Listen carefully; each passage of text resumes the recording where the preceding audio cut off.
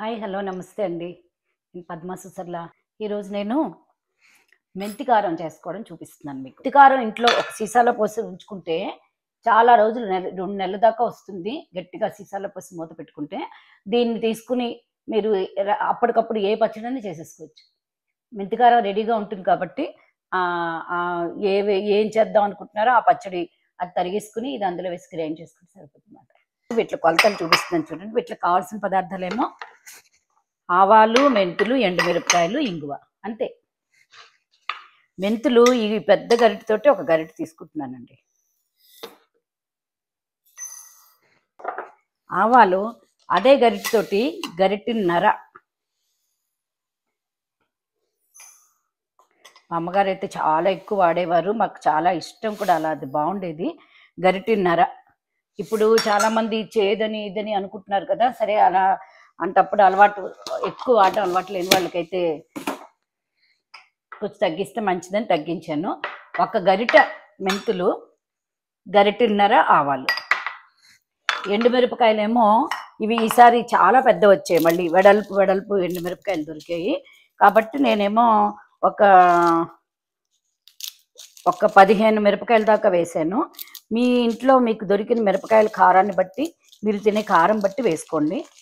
కారం దీనికి పడుతుంది, ఎందుకంటే ఇంత ఆవాలు ఇన్ని మెంతులు, అవి రెండు చాలా కమ్మదనం ఇస్తాయి కాబట్టి ఇవి కారం లేకపోతే ఉత్తి వాటర్ రుచే తెలుస్తుంది, కారం కూడా తెలియాలి కాబట్టి ఎండుమిరపకాయలు ఒక 20 దాకా పడతాయి. చిన్నవైతే, పెద్దవైతే 15 వేసుకోండి. ఇగో ఇన్ని వేస్తున్నాను నేను. చాలా వెడల్పుగా ఉన్నాయని వాటిని సగం సగం చేస్తున్నాను. అంతేనండి. ఈ 3 ఇంగువ కలిపి వేయించుకుని పొడి చేసి ఉంచుకుంటే చాలు. ప్యాన్ పెట్టాను. ఇంగువ మంచి ఘాటైన ఇంగువ వేయాలండి దీనికి, ఇంత ఎగ్గు ముక్క పడుతుంది. 2-3 చెంచాల నూనె వేసుకోవాలి, ఇవి వేగడానికి సరిపోయినంత. ఈ మెంతి కారం మామిడికాయ దొరికితే మామిడికాయ ముక్కలు, నేనైతే గ్రీన్ యాపిల్ ఇక్కడ మాకు దొరికేవి గ్రీన్ యాపిల్తో వేస్తాను. గ్రీన్ యాపిల్ మెంతి ముక్కలు, కొత్తిమీర కారం, కొత్తిమీర పచ్చడి, టమాటా పచ్చడి, కీరా దోసకాయ పచ్చడి, ఇవన్నిటికీ ఈ కారం పనిచేస్తుంది. ఈ కారం ఇంట్లో ఉంటే పచ్చడి చిటికలో అయిపోతుంది అన్నమాట. కీరా దోసకాయ ముక్కలు సన్నగా తరుక్కుని ఈ కారం వేసేసి ఉప్పు, పసుపు, చింతపండు, బెల్లం వేసి తిప్పిస్తే పచ్చడి. అంత ఈజీ అండి. ఇది దగ్గర పెట్టుకోండి అందరూ.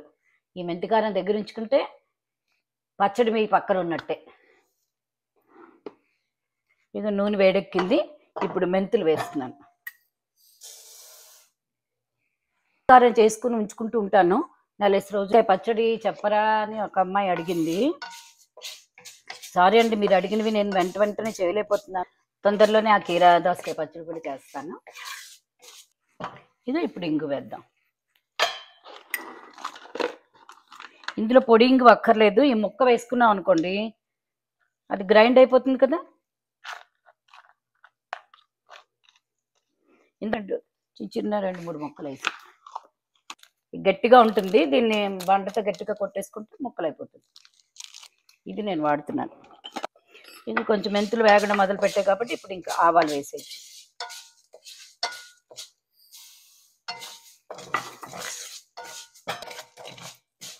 వంటలు చూసి ఆదరించి వాటిని అవి చూసి బాగున్నాయని మేము కూడా చేసుకుంటామని అందరూ చెప్తుంటే చాలా సంతోషంగా అనిపిస్తుందండి.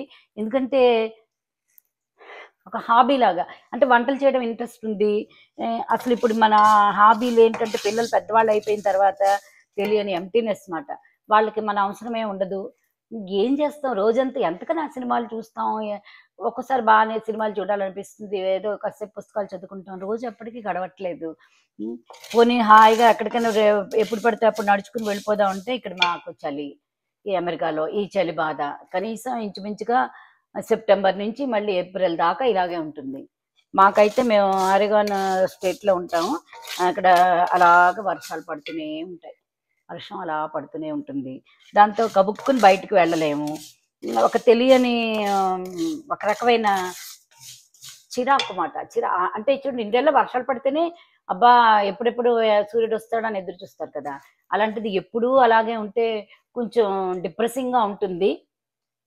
దాని నుంచి బయటపడడానికే 24 సంవత్సరాలుగా ఇక్కడ ఉన్నా కూడా తీసుకోలేదు మాట. ఎవ్రీ ఇయర్ అబ్బా ఎలాగైనా ఈ చలికాలం ఎలాగైనా ఈ చలికాలం దాటిపోతే బాగుండు. సూర్యుడు లేకపోతే ఉత్సాహం మనం తెచ్చిపెట్టుకునేవండి కృత్రిమంగా. ఎంతకని తెచ్చుకుంటాం? ఇల్లంతా లైట్లు వేసుకుని పగలు పట్టపగల్లా ఉన్నట్టుగా లైట్లు వేసుకుని అన్నీ తెరుస్తాం సూర్యుడి కోసం. వైటమిన్ డెఫిషియన్సీ మొత్తం అందరికీ, ఆరేగాన్ మొత్తం అందరికీ వైటమిన్ డి మాత్రలు వేసుకుంటాం. ఇవన్నీ చేయగలం, కానీ మనస్సుని ఎలాగ దాన్ని చేయగలం? టక్కని చెప్పులు వేసుకుని బయటకు వెళ్ళిపోయి కాసేపు అలా నడుచుకుని వస్తే ఈ చిరాకంతా పోతుంది కదా. ఈ చలి చాలా చలి ఎక్కువగా ఉంది ఈసారి. మొదలవుతూనే ఎక్కువ చలితో మొదలైంది. మాకు ఇక్కడ అంత మైనస్లు అవి ఏమి ఉండదు, అదే మాకు ఎక్కువ. అటువైపు ఈస్ట్ సైడ్ లాగా అంత మైనస్ ఏమి ఉండదు, కానీ ఇదే మాకు ఎక్కువగా అనిపిస్తుంది. దాని వర్షం అలా పడుతూ ఉంటుంది, కొంచెం చీకటిగా ఉన్నట్టు ఉంటుంది, డల్గా ఉంటుంది. మేమైతే మా పిల్లలు చిన్నపిల్లలు అప్పుడు మా ఫ్రెండ్స్ ఉండేవారు ఇక్కడ. ఇప్పుడు వాళ్ళు మూవ్ అయిపోయారు.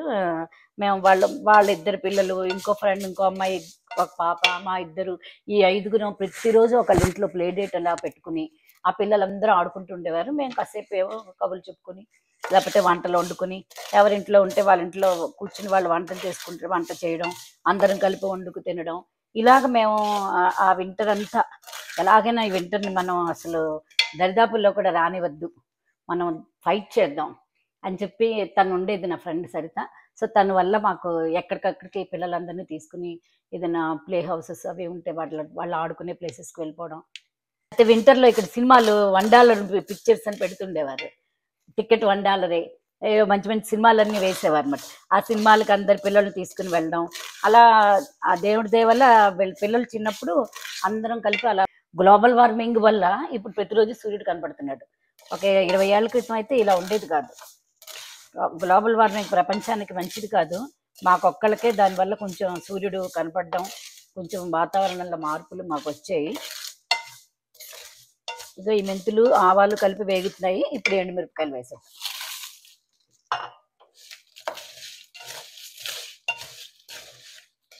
అందుకని ఒక్కో రోజేమో చాలా విసుగ్గా అనిపిస్తుంది. పిల్లలు పెద్దవాళ్ళు అయిపోయారు. ఈ క్లోజ్ ఎవరైతే ఫ్రెండ్స్ ఉన్నారో వాళ్ళు వేరే స్టేట్లు మూవ్ అయిపోయారు.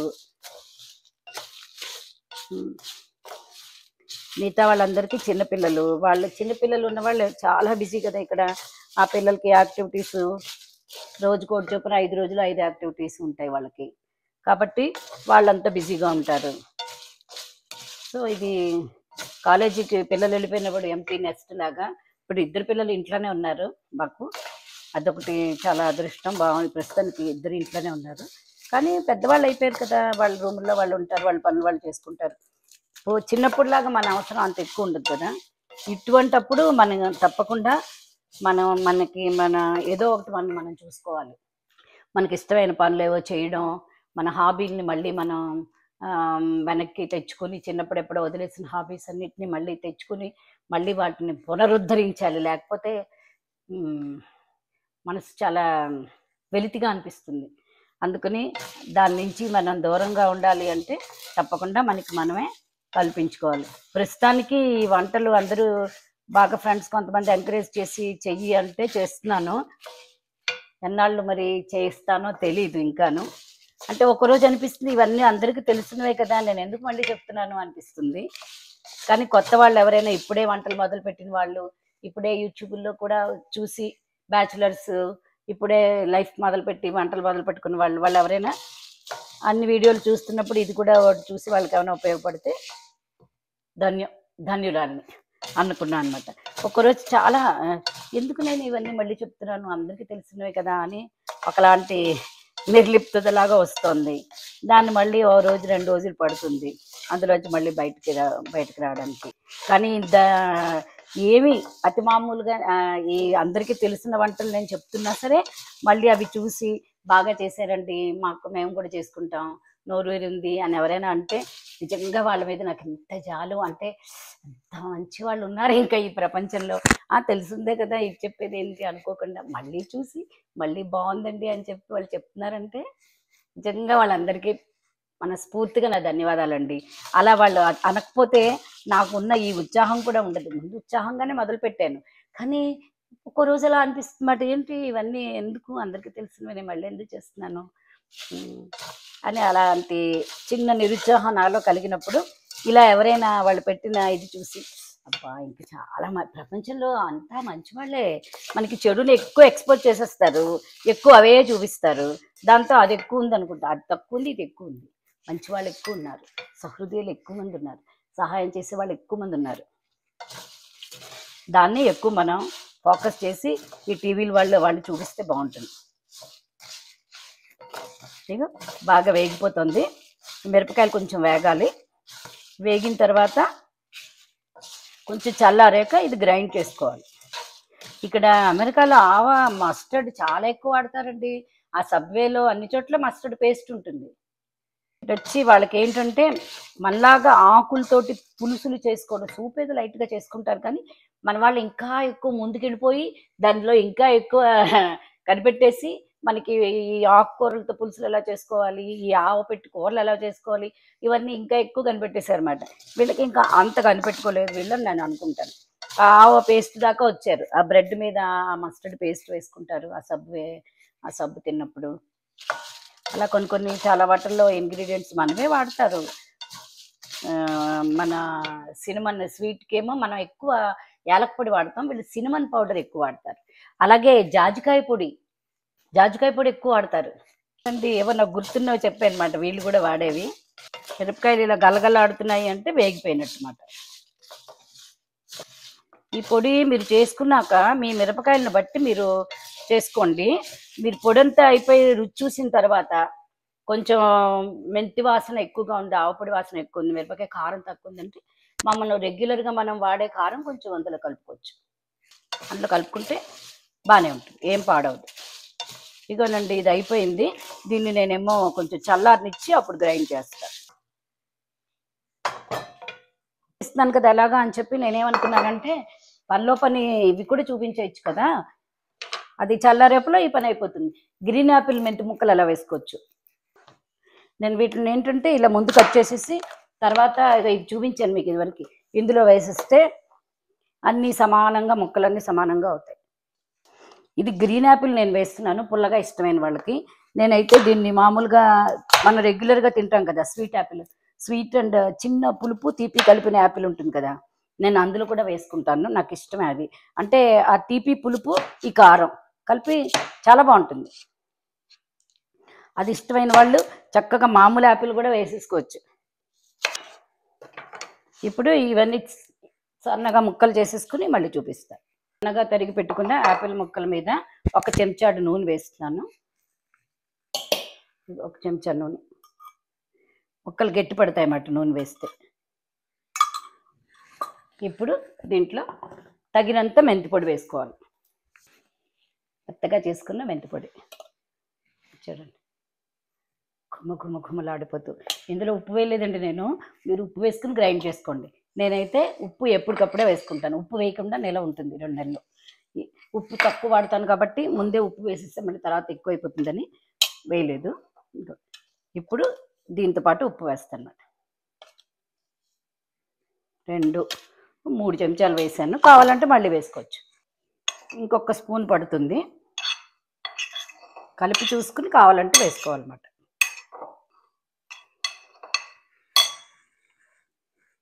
ఇంకొక స్పూన్.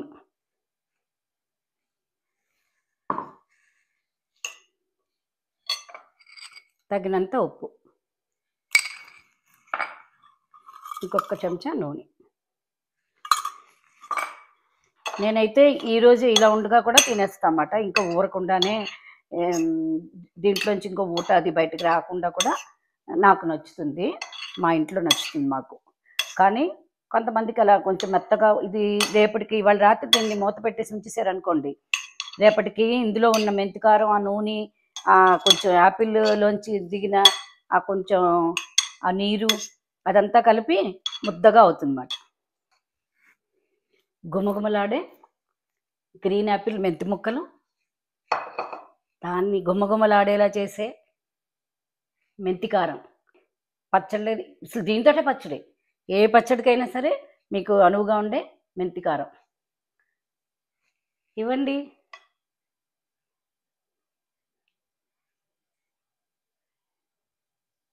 మళ్ళీ ఇంకో కొత్త వంటకంతో మేము ముందుంటాం.